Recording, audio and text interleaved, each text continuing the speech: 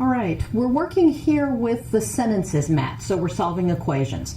And if you look, it's similar to the basic mat we started with, in that I have an area here with positive at the top, negative at the bottom, more like a thermometer this time, and same on the right.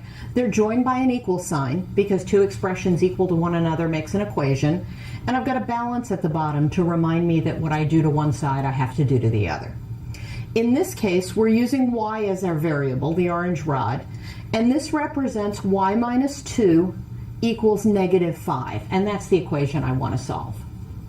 In order to solve this, I have two choices. Because I have negative units on the left and negative units on the right, I could subtract negative 2.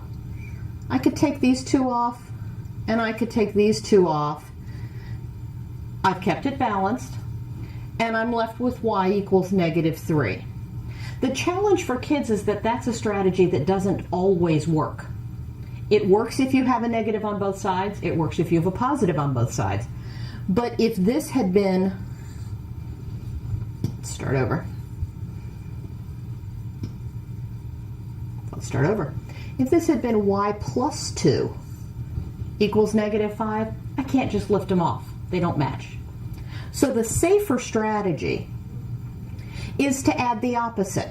Y minus 2, I want to make 0 pairs. So I'm going to add positive 2 here on the left.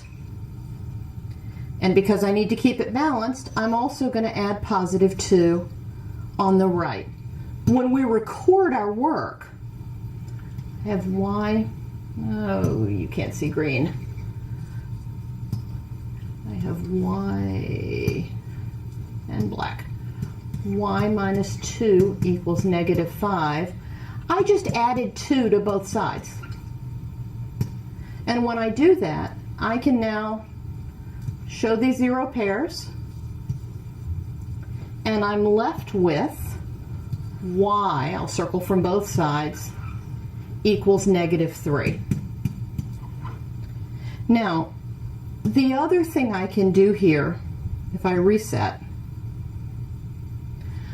I figured out that y was equal to negative 3, and I can check my work by substitution.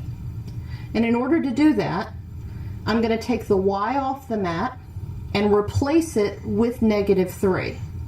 All that matters is it's on the same side. Y had a positive sign, but its value is negative 3, so I put my negative 3 at the bottom. Negative 5 is the same as negative 5, so that's my check that y equals negative 3 is the correct solution.